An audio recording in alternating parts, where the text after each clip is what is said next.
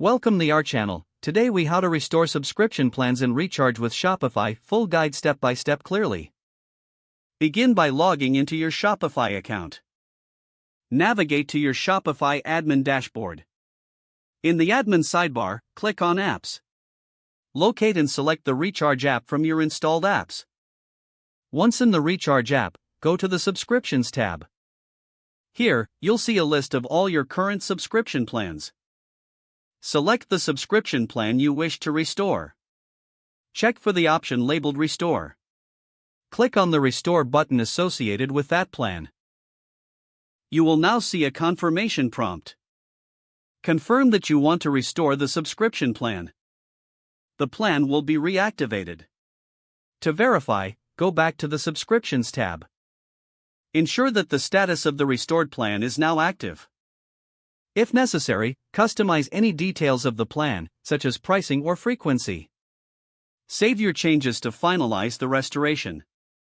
Your subscription plan is now successfully restored in Recharge. Monitor its status in the dashboard to ensure everything is functioning correctly.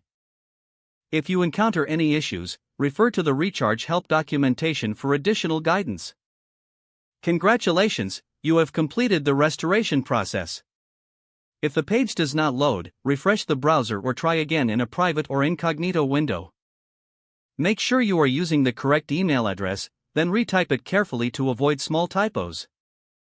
If your password is not accepted, use the reset option and create a new strong password you can remember.